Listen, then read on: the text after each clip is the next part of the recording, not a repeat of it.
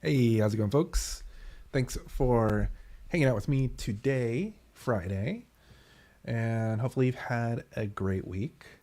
I have. It's been pretty productive. Done a couple interesting things for work, optimizing things. Greetings, Corbob. Hopefully you've had a great Friday or a great week, and your Friday is going well. I was finishing composing up a tweet during our time just to give a call out of what's going on. Let's finish that and let's get some vibes going, right? So, if you got anything to brag about, want to talk about, feel free to throw that into the chat and whatnot. So, if you're doing good. All right, so let's see. Let's finish writing up this tweet.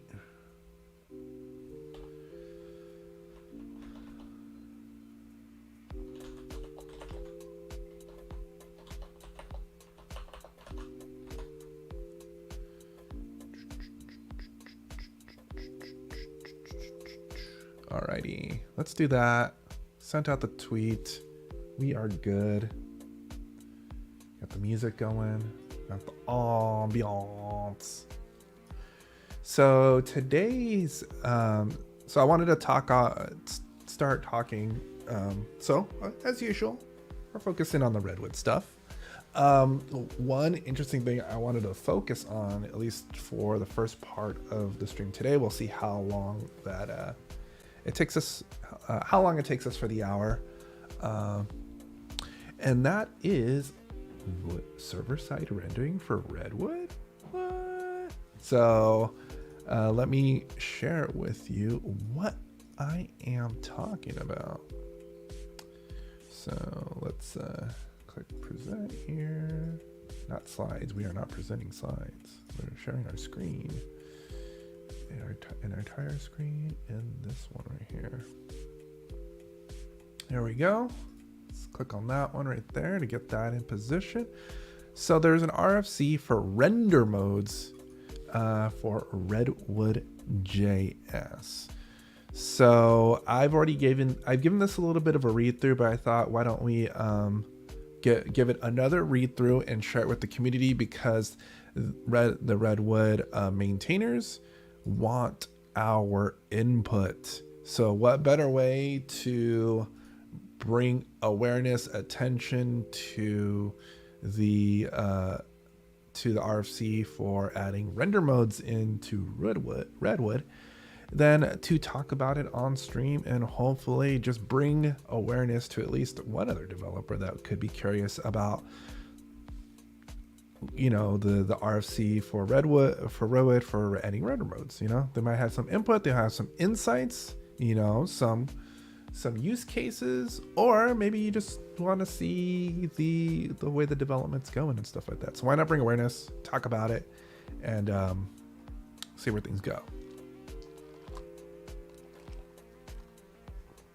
All right, so let's go ahead and jump right in. So I will caveat this also, is I have not done any research, anything about server-side rendering. So we're kind of going, I'm definitely going into this novice when it comes to server-side rendering, like tech, design concerns, all type of stuff.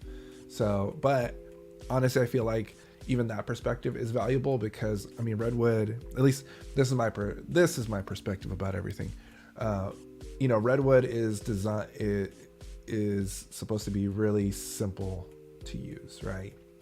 It's a simple, it's like taking Rails, right? It's the same principles of Rails, running commands and just having it easily configurable, not having to worry about too much of the plumbing under it, letting Redwood abstract that away for you and make it easy. So reading this information, I could, maybe I can have a perspective in terms of a novice user on the use cases for Redwood server-side rendering and stuff like that.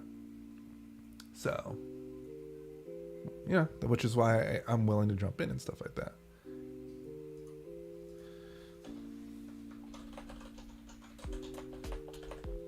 Give me a second. Had to respond to someone inside.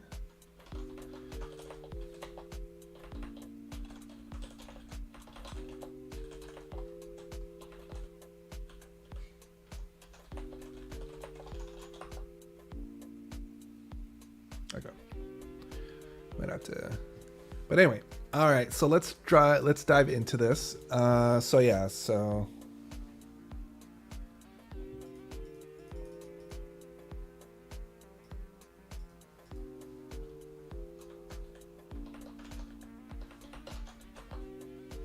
it just works. It's messaging in Slack, so just making sure to be responding.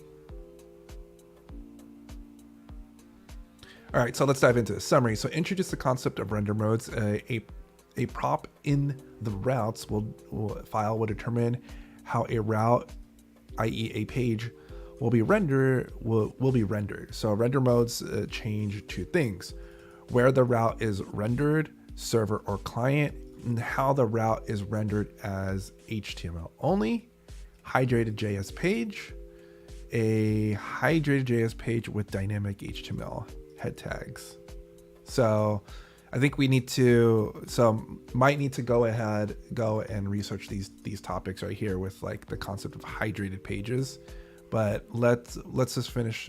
I'll just read through this first part, and maybe we can do a little bit of research, to educate ourselves, specifically what it means to hydrate a page.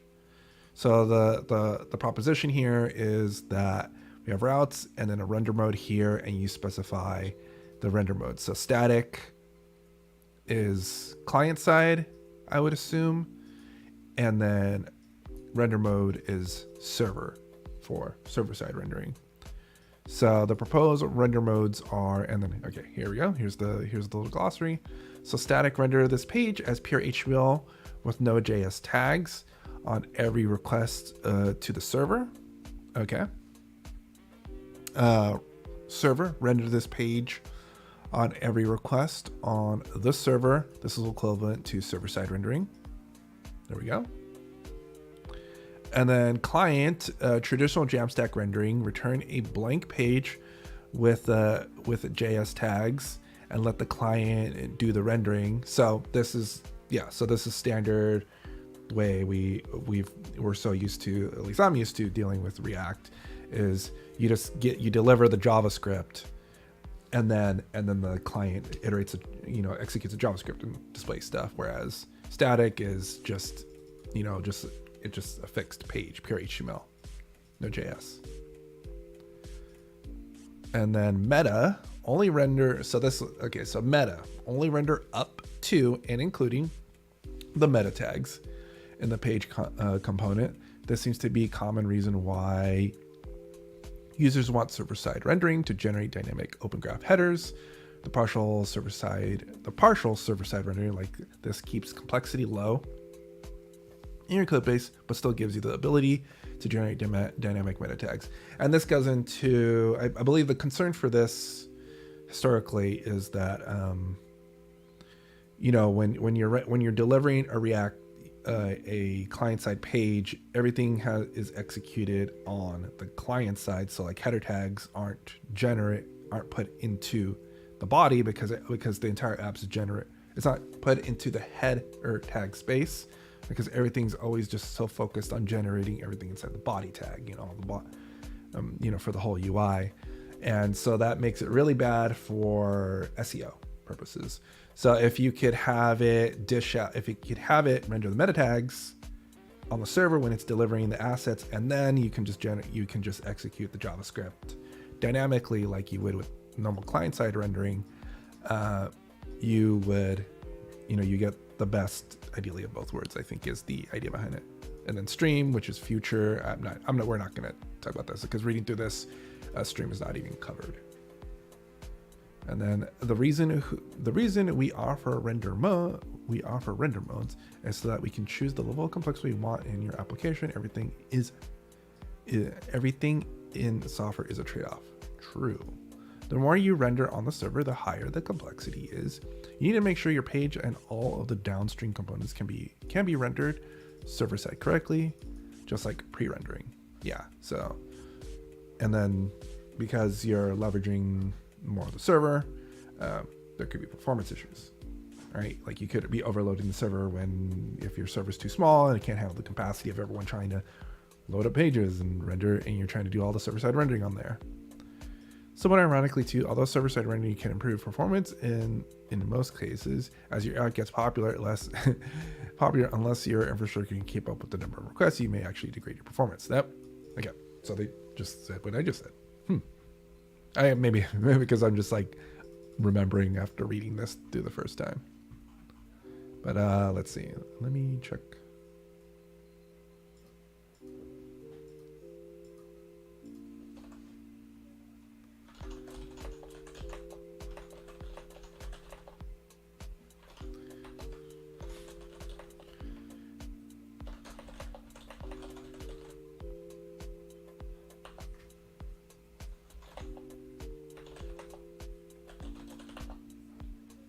Okay, just responding back to somebody. Alrighty, this is already referencing hydrated JS page and hydrated JS page with Gem HTML header tags. Let's make sure that we understand and the idea behind a hydrated JS page. So I'm going to be a little cheeky here, and to roll off so I have a YouTube video that I just released this morning of me using Bing's new AI AI feature to do searches. So why don't we look that up using Bing's chat feature and see what it says instead of just kind of Googling it around. So having a little bit of fun and doing a little reference to my own video. So, hey.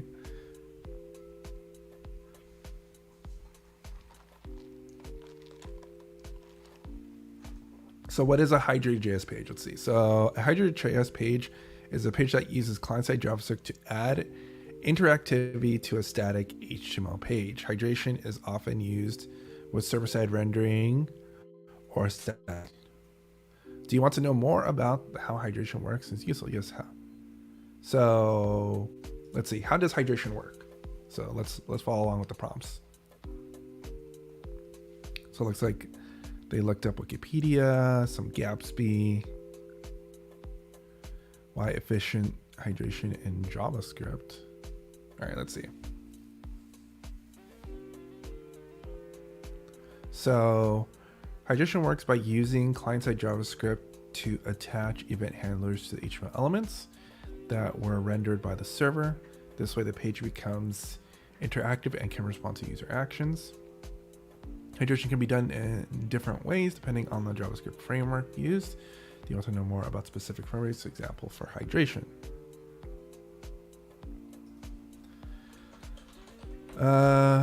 Let's see. What are some examples for hydration JS pages? Let's see. Let's get some examples to get a little understanding on this now.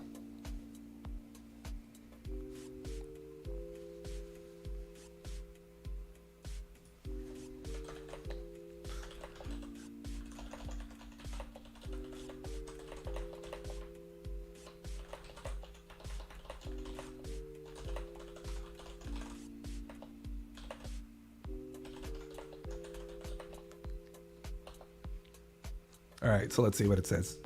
Some examples for hydrating JS pages is a page that uses Oracle Content Cloud to create components with data hydrate attributes to specify JavaScript. A page that uses Next.js or Next.js to render static HTML on the server and add interactivity on the client. Page that uses React to hydrate an element with a React Hydrate DOM. Do you want to see some examples? So let's see. The React one is interesting. Okay, so that's pulled from Wikipedia. Let's see what else. What other referencing? Why efficient hydration JavaScript frameworks is so challenging. Curious about this dev too. So it's semi-recent. About a year ago.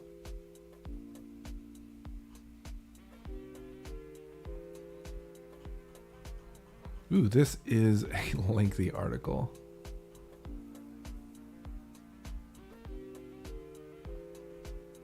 Let's see, where can I easily skim this? full page hydration, component level hydration. So partial hydration.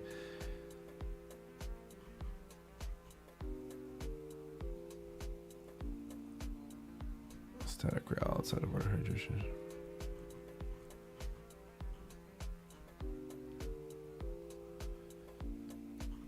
Okay, so this is going to be a longer read than might be needed.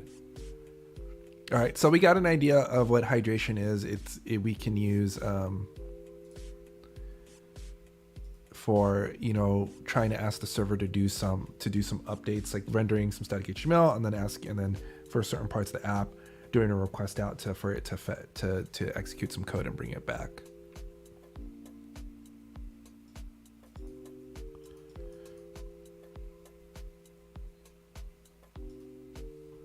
Alrighty, so let's go ahead and continue reading on with this RFC.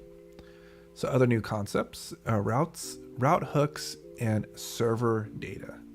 So this is the part I skimmed. So let's go through this. I'm going to make sure to go through this a little bit slower so we can get a better understanding of what's going on. So in Redwood version 3, we introduced the concept of route hooks to provide route parameters when you are pre-rendering a route with a dynamic route parameter. Pre-renderer runs at build time, so before a route is rendered, the build process will call the route parameter function trying to render the route. When doing server or meta rendering, similar process happens, but this time during runtime, i.e. during the request to the hook render response cycle. So you may choose to run some additional code on your server before rendering your route. This is analogous to get server-side props in Next.js and data loaders in Remix, where you can run a function to define some values. Eventually, it's applied as props to your component. In Redwood, though, we're proposing receiving these values with a hook. So let's see. So incoming request happens, and we hit a front-end server to receive the request. Unlike Jamstack, the server actually receives requests rather than being served from a CDN. So that's already the departure versus standard Jamstack statically rendered page.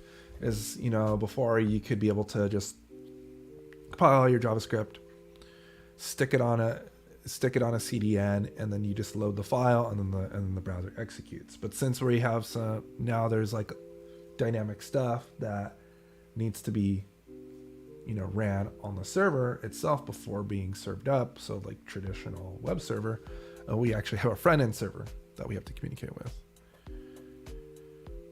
Check path and parameters to route to the correct page. So now we're on the server. Based on the web source routes file, we know what paths were valid. We parse the request and params and pass it through. Call server data with request details. So call server data with request details. The server data function sits in your routes hook TS file, and then it renders the page on the server. When we render the page, the output of the server data function can be accessed with the use server data hook, and then we respond with the actual HTML. So we're serving up. So it's like we're serving up a static page from the server.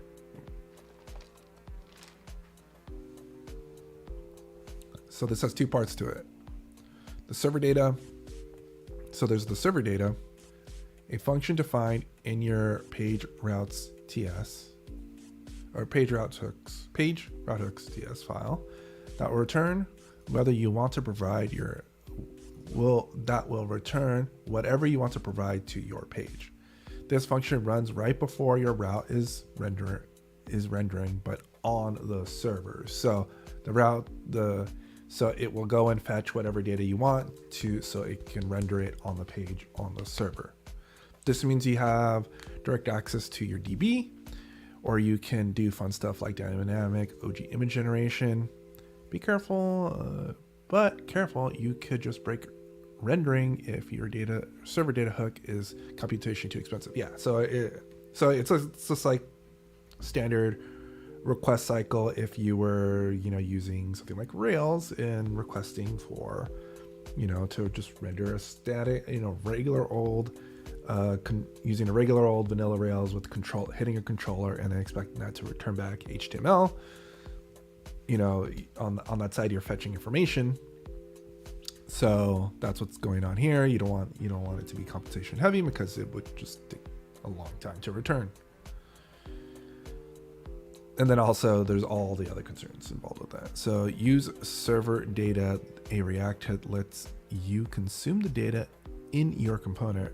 Remember, the server data is provided at page or route level. So you use server data in a nested.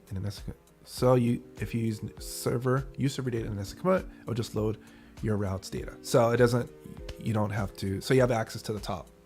So it's like instance variables.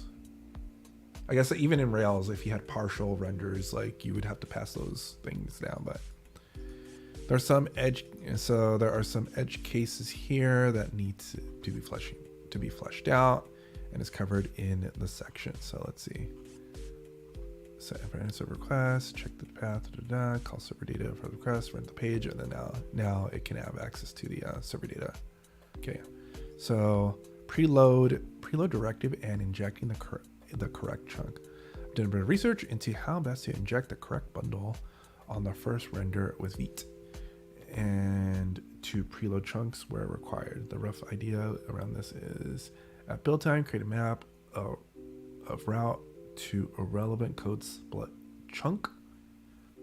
And okay, so yeah, so we're splitting chunks, for the different bundled assets. So it would be like this, pointing to the assets that a given route is going to render what the page is. When rendering on the server, ensure that the correct bundle is injected alongside any main base bundle. If the page contains links to other pages, we need to hold on to this list new feature in Redwood router and add preload directives onto the page for each of them. So yeah, okay. This gets into the whole like routing tree, component tree kind of thing. On hover of a link, we can also load the relevant bundle. So dynamically loading stuff so you don't have to load everything up front. So let's see. So now for the prerequisites. So Vite integration, not strictly required, but preferred. A front-end server, either Express or Fastly. So because we need something to actually execute, and because Redwood right now just has the static pages that can be deployed to a CDN, which is the website, and then has the API server, which is the GraphQL side. Now there is another server that we hosted that is purely concerned with rendering a page that we communicate with, that renders a page. And so it's another component in that, another chunk piece in that stack of communication. Configuration on the Jamstack providers to route requests to the front end.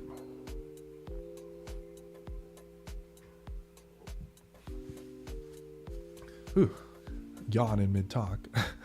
Configuration on traditional providers to route requests to the front end server, i.e. don't deploy static sites. Do not deploy static sites. Yeah, so routing to not go try to route internally, but to do the request to the server, and the server returns back the markup that we then render. Outstanding conceptual questions, aka help wanted. So this is where everyone can come in and chime in on what their thoughts are. Where do we set cache control headers? So any render mode involving the server benefit from setting cache control headers and allow doing things like stale while revalidate options. Define it with additional. So A, the option is define it with additional props on the route, or B, set it in the route hooks file.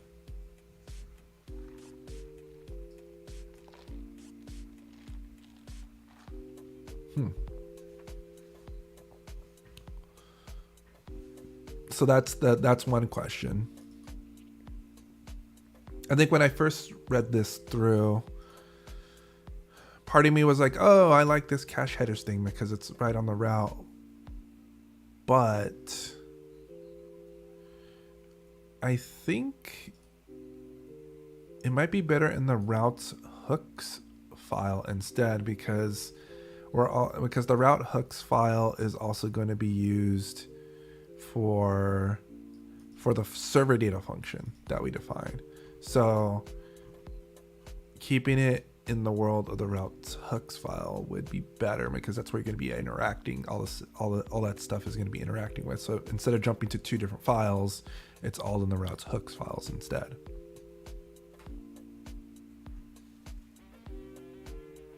So I think I am more here. In both cases, we should abstract the specific header names, but not sure if there's much value in abstracting them. What is the benefit of what is the benefit of pre-rendering server rendered pages? So let's see. So I'm not sure if there are any advantage to if there's any advantage to this apart from the first request. Maybe curious if the community has any thoughts, use cases that might make it worth it. Otherwise, we will just disable pre-rendering unless your render mode is client. So, and that goes into the case of if it's client, that means we're letting the browser execute the JavaScript that would trigger the rendering of everything like regular old React. This question I'm not sure about, because I'm just not familiar with this domain of expertise with server-side rendering. So maybe an anti-pattern to serve pre-rendered files via server 2, especially in serverless where we would access the file system for each request. Serverful would allow us to load all the content at once. True. So suggestions for names of the render modes. So let's see. So do they make sense to you? Does it sufficiently describe your choice you're making? Some other terms I've considered is hydration rendering, or CSR instead of client.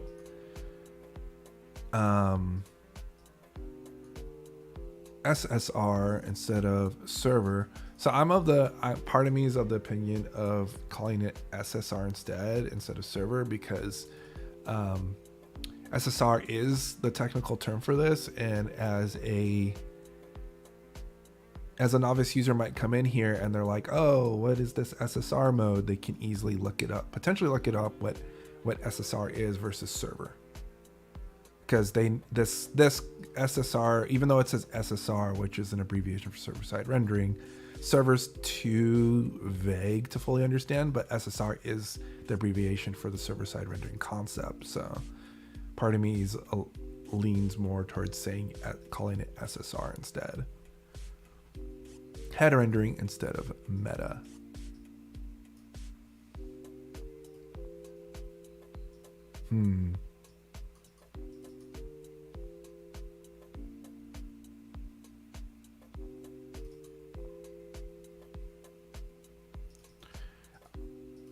Meta is, I'm not a fan of the meta thing.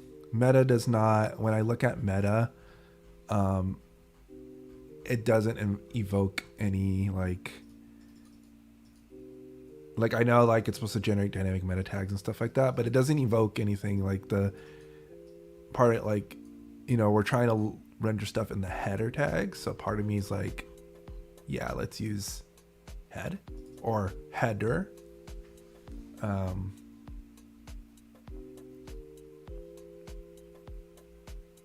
but I can provide. This is definitely where I can provide some sort of feedback from a user perspective, especially a user that is not familiar with server-side rendering. I can provide this perspective because, for the people that know this stuff and are highly technical, they might just jump at one terminology because it's like they already know the tech, right?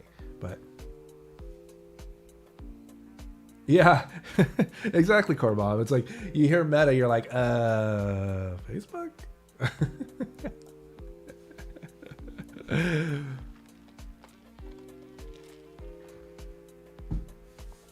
Meta is a little bit too meta reference.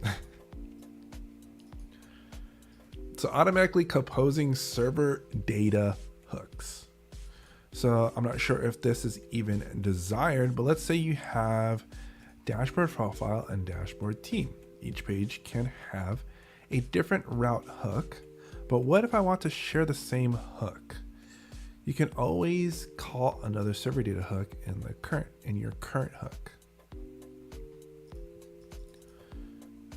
So this would require the router to support nested routing, which has certain pitfalls. We've intentionally avoided it for a while. I mean, like, I could see the desire for calling a different hook.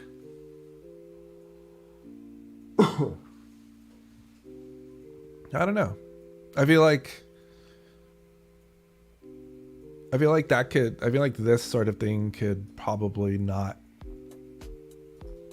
go out with V1, right? Like, if this is just like thinking like in the future, it's like don't leave this to see if it's a use case that people would actually use.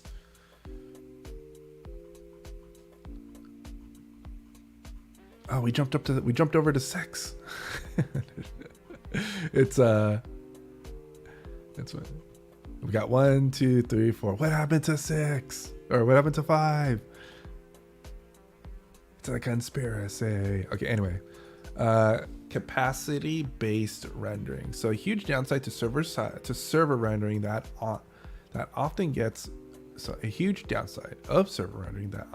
overlooked is what happens if my rendering server starts choking. This can happen for any number of reasons. Maybe the database you're accessing during render has run out of connections. I mean, this is a pretty common one, running out of connections. Or maybe one of the pages has a memory leak and crashes. Does that mean all your users would suffer?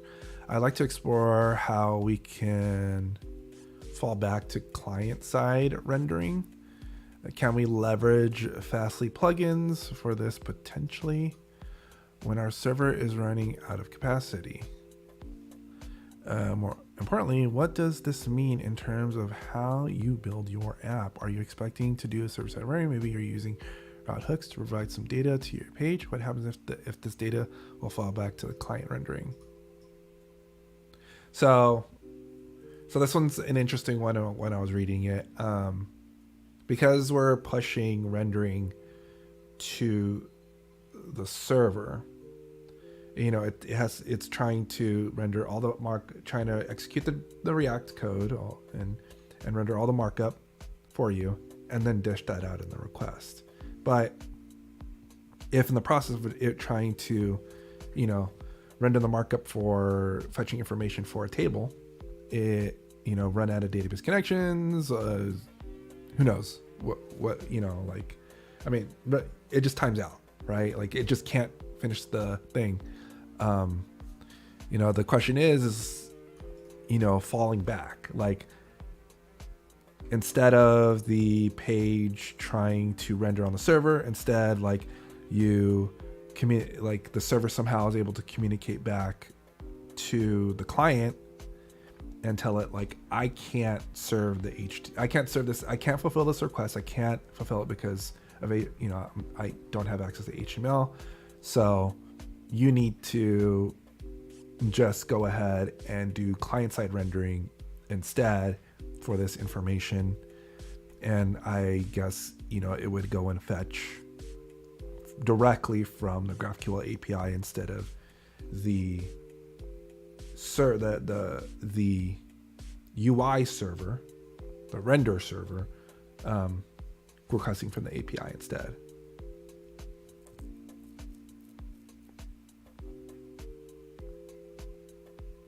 Like, is that, or should you, like, that's an really interesting topic.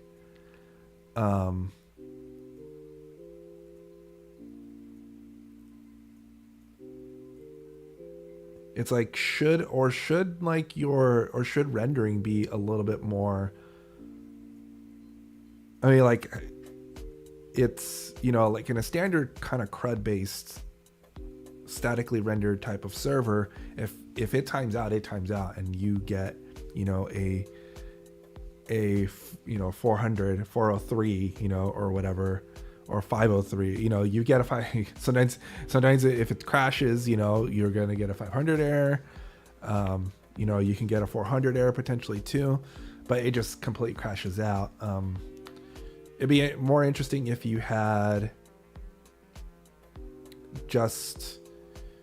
if it just responded back with, some sort of timeout stuff. I know it's trying to feel like it should be just an opt-in, like, yeah. And this gets into my inexperience with server-side rendering, and the tools that are doing that is like, do other solutions like Remix and stuff like that do the same, or does it just return back that it couldn't fulfill the request, and you just have to, and the code, it just has to compensate for that. That says like timed out, cannot, server at capacity, whatever it is.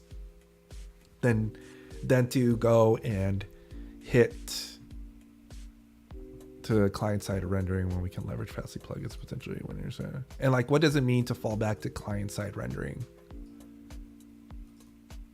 Is what I'm wondering. It's like, are you going to try to fulfill the same server request on the client?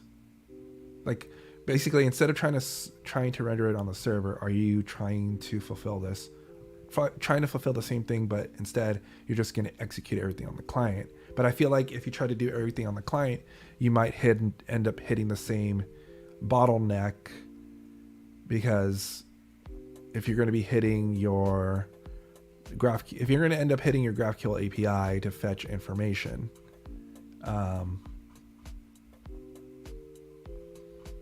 your GraphQL API is going to choke also because of the database constraint issues. So it gets a little in the weeds for me there, which I guess is good stuff to ask and talk about for this concept here. Let's see. Let's ask Bing to see.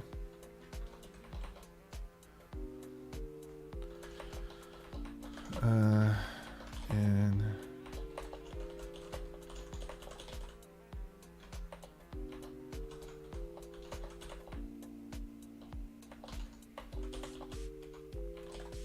what is the concept of capacity-based rendering? The question mark's not that important, but I'm going to throw it in there.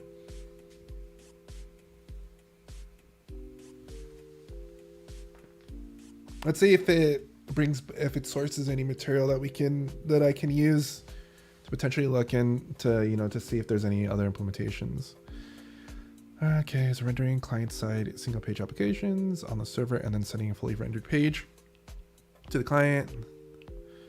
Yeah, SEO. Capacity-based rendering is the term that, I could not find a clear definition in relation to server-side rendering, and refer to rendering at capacity with auto-scaling solutions, or choosing a rendering software based on budget needs. Compare cloud rendering versus local rendering.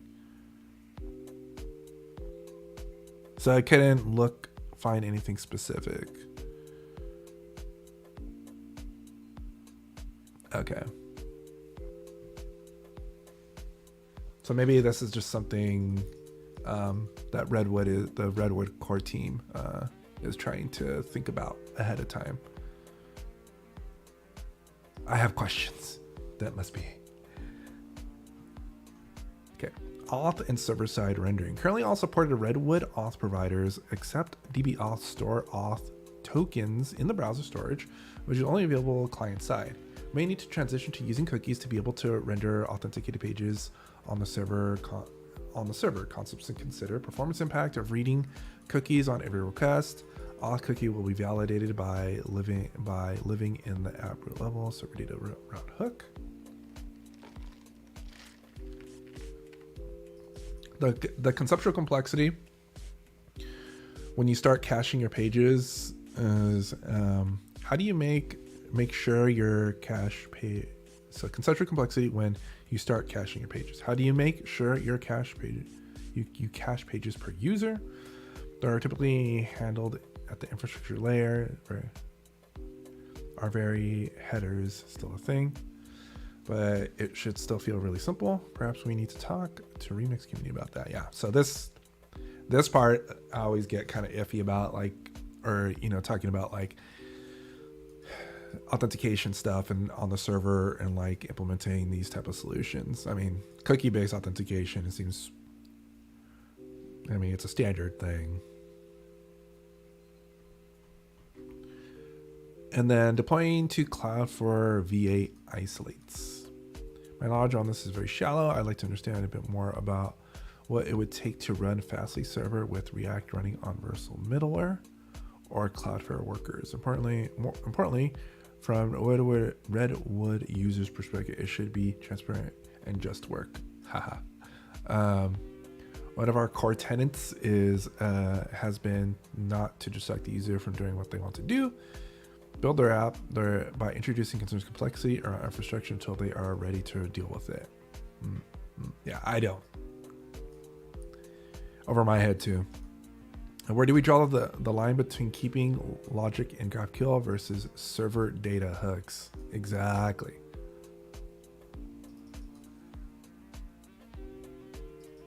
Exactly. Because this also gets into capacity rendering, right? Like what? Yeah.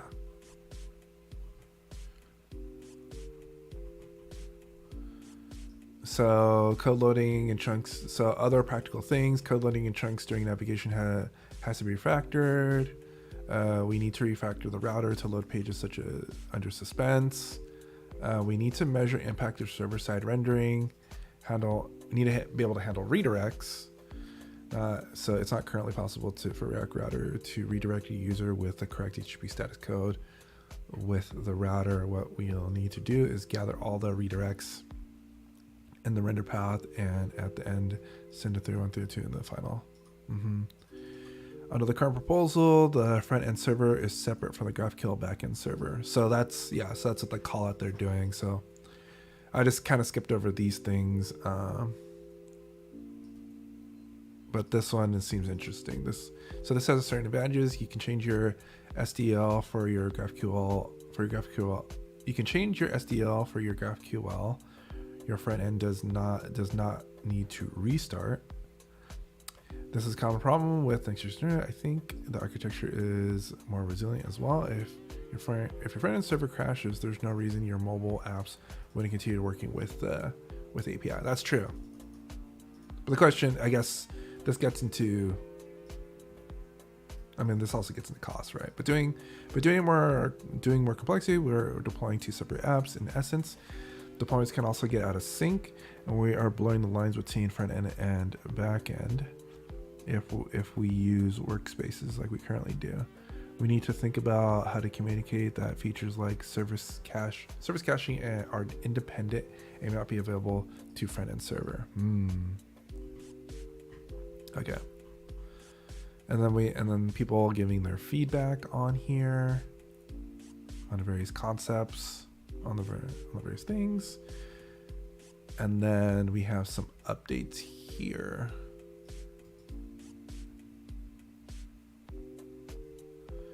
So how server data is triggered, when and how server data is triggered after a bit more research with other frameworks and workflows. Next.js. I'm leaning towards keeping the concept the same. So this is talking about how we fetch the data in that route hook file, having that server data function that implements the fetching the information.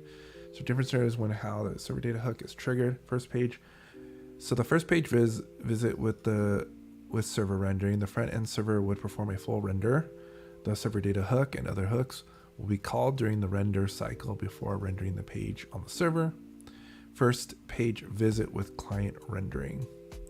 So the front end server would run the server data hook, but not perform the render of the client. We will need to supply this data to the front end component, so it can hydrate it automatically. This can be done similar to how we used to do it in Redux days. So this gets into reloading stuff. So it's like, because it only wants to we only want to update very specific components. So if we can just dish back the data after the call and not like just do a complete DOM replacement, re-render DOM replacement. Reloaded a page and the JS bundle, we can skip the full page navigation by calling the service data hook as an API call. So you click the link, display the route loading indicator, make an XHR call to the server data. So this is like a special URL to tell it, hey, I just want to retrieve the data, receive the data, and update the route context, navigate to the page, data available, and use service data. So then now it's all updating on the client side after that first thing.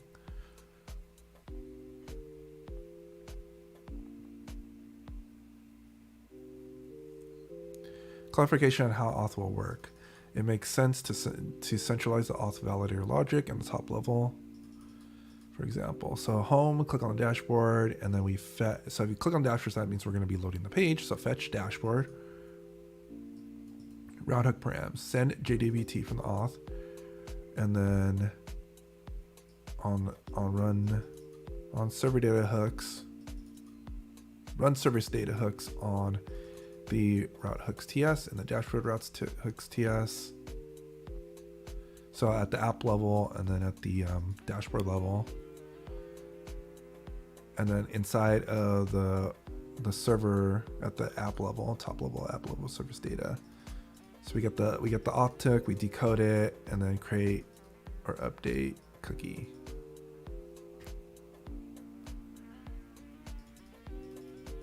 In every route, this means we need to compose a server data hook. Okay. And then one more update. I think this is the last. So in December.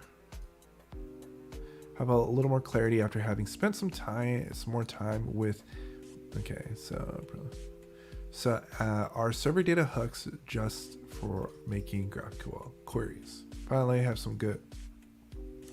a good example of where you would use server data hook, not just to fetch data from your GraphQL API content. Internationalization.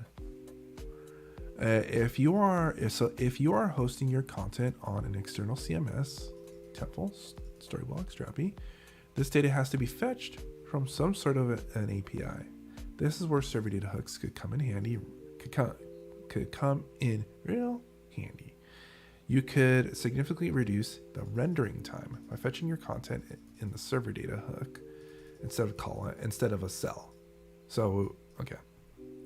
So instead of using cells, GraphQL to fetch the information, you can just go straight to the tab with the server data call to fetch that content from a CMS.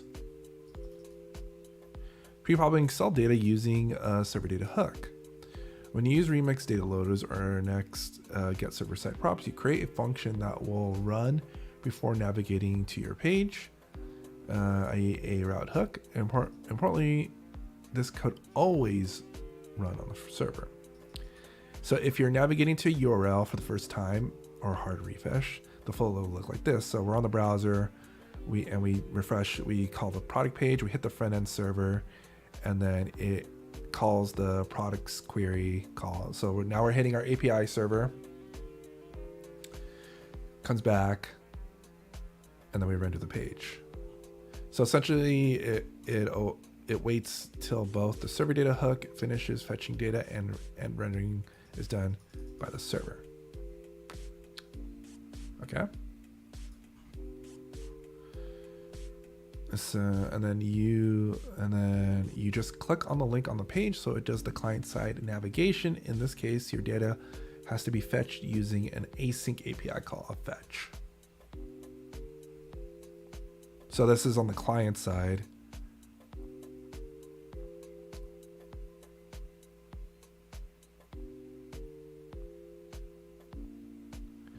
Let's see, what does it say right here? So it's just rendering the page, fetching the information is statically rendered. So server data hook is still a call to fetch information. What's happening here is that your server data hook is still executed on the server.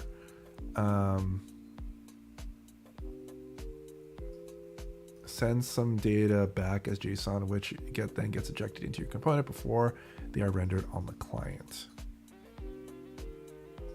How would you get your cell content on as a server data hook? You need to register your query in the server data hook. So with the cells, so you would do this, make a query call.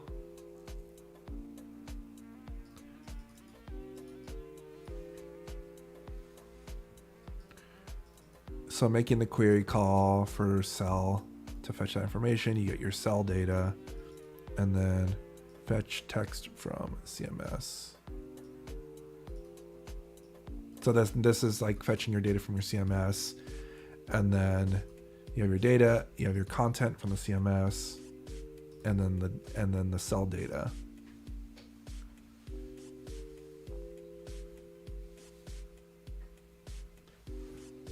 And then that would trigger, and then since you have your data, your component that you're rendering on the server would have that information to render. So when you call, the cell is rendered on the client. So when your cell is rendered on the client side, internally it could check if the data is already present and render the success component. But why aren't you just rendering all cells on the server?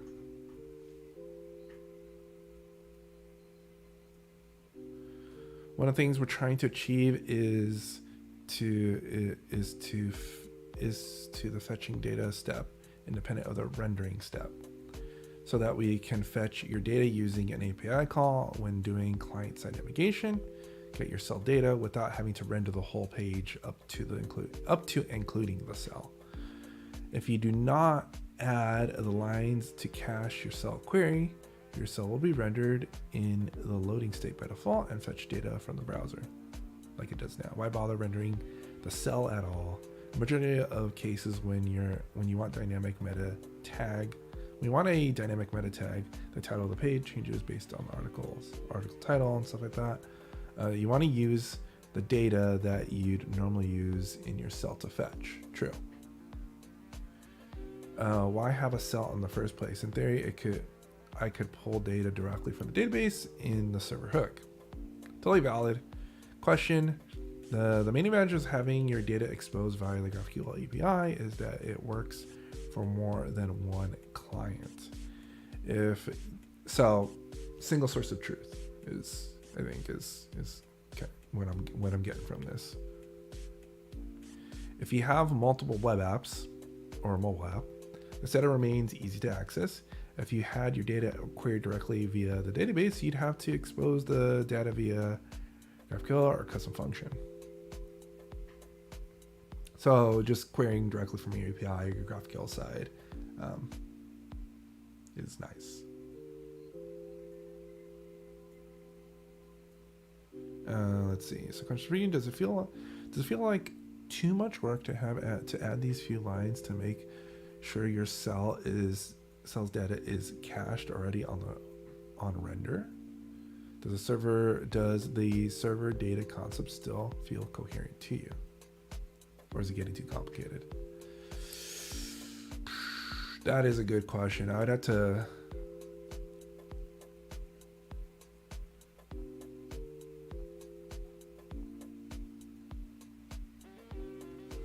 Yeah, this, and so there's no, so this is still in the ideation phase of things. So you have to read through this and definitely think about it, because it's still like up here, like in the initial proposal, like the server data seemed to make a little bit seemed to make sense, but then down here when we're talking about like caching the server data and the logic for when to do stuff, that's when things are starting to get a little bit fuzzy here. But that is right now the the render modes proposal for RedwoodJS. I ended up taking up the whole hour. But let me go ahead and throw this link in the chat and throw it up on the screen right there. So if you are curious about render modes, server-side rendering, especially for a framework like Redwood that doesn't have it yet, take a look at it. You know, provide your input from the perspective of either someone that's experienced and knows, you know, knows a thing or two about server-side rendering, or maybe from the perspective of a, you know, novice, more of a novice user like myself, whether these concepts are easy, like the concept implementation seems easy enough to understand or not. Because you know, in the end, I think one of the things, they did a call out here of what the overall goal of what they're trying to achieve here is, you know, Redwood's not trying to get in the way too much for you. Yeah, so more importantly, Redwood user perspective, it should be transparent and just work. One of our core tenets has been not to distract the user from doing what they want to do, build their app, by introducing concerns, complexities around infrastructure until they're ready. So that's the thing, right? So if you have input, feel free to take a look at that, read it through, provide your comments, questions, feedback, right? I need to do that, and hopefully you do too. And I really hope that this stream was a little bit more insightful. I know this was nothing but reading and talking, but this is an opportunity to be part of part of something, building something awesome, right? I mean, Redwood's it's already really easy to use, and you know, it's a great framework, and you can be a part of it. So that is it for today. Thanks so much, everyone, for hanging out, checking out the stream, checking out the YouTube video or the Twitch VOD. Greatly appreciate you. And I will catch you on the next stream. More Redwood. All right. So see you next time, folks. Bye.